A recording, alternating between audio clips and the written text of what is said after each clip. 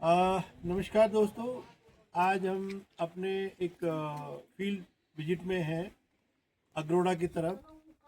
और मेरे साथ हमारे इस क्षेत्र के एक जाने माने हमारे ही शिष्य और जो कि अपने आप में एक इतिहासकार के रूप में आज की पीढ़ी के कहलाए जाते हैं, कमल है रावत।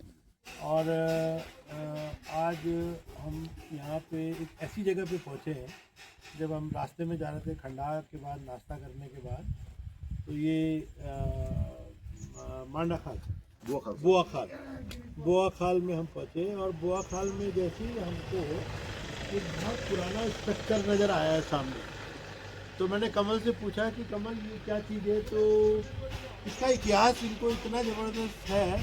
तो मैं आपके माध्यम से जानना चाहूँगा कि हमारी जो आने वाली पीढ़ी है, इस बुआ खाल के इतिहास के बारे में कुछ बताइए आप। तो ये बुआ खाल जो है, ये श्रीनगर राजधानी और पौड़ी जब राजधानी थी तो पैदल मार्ग में हल्द्वानी होते होगा। अच्छा। वहाँ के जितने भी यात्री और तमाम लोग जो आते थे राजधानी श्रीनगर या अंग्रेजों के टाइम पे पौड़ी इसी रास्ते से होकर गुजरते थे। और ये जो बुआ खाल है, ये इस धार को, इस चढ़ाई को चढ़कर एंट्री करने का मेन खाल हुआ करता है। अच्छा। तो यहाँ पे ये जो मैदान है, ये बिल्डिंग दिखाई देती है, इस तरह की बिल्डिंग है, कॉपी उधर।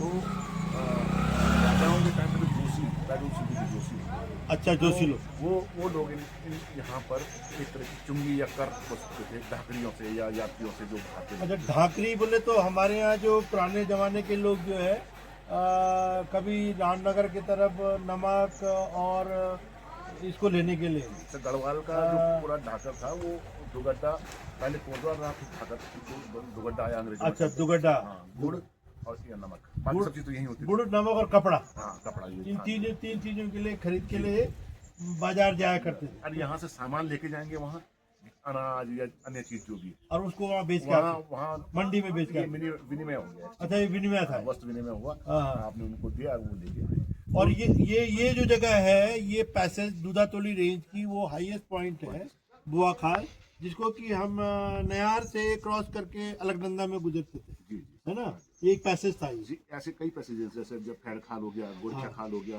ये बुआ खाल भी उसी पैसेज है। ये शेडल है बेसिकली, ये जियोलॉजिकल शेडल्स हम लोग बोलते हैं।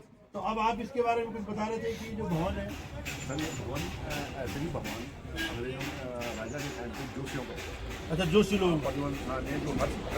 हर्षदेव जोशी, मतलब कौन राजा थे उसमें? प्रद्युमन शाह, प्रद्युमन शाह उस समय। अच्छा, तो वो कुमाऊं के राजा भी रहे। हाँ हाँ, कुमाऊं 17वीं सदी में, नहीं सर, 17वीं शताब्दी, जब अंग्रेज आए, जब गोरखानी हुई, उससे पहले की बात है। उस समय वर्तमान राजा प्रद्युमन शाह, तो उनके टाइम पे ये जोशियों को दे दिया गया, जोशियों में कुछ गाँव दे गए, तो वो यहाँ पे कर वसूल करने वाले लोग थे, कर फौदार, यानी कर फौदार, कर उगाने वाले लोग। ओके।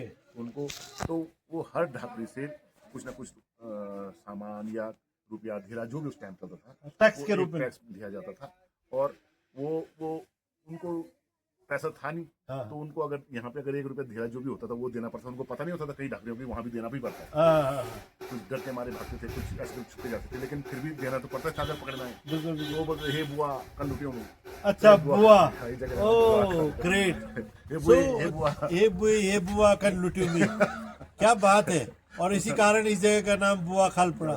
तो दोस्तों, ये थी कहानी बुआ खाल की, और जिसको कि हमारे यहाँ के आने वाले जो हमारे भविष्य के इतिहासकार हैं कमल भाई के द्वारा हमें पता चला। बहुत बहुत धन्यवाद, नमस्कार, थैंक यू।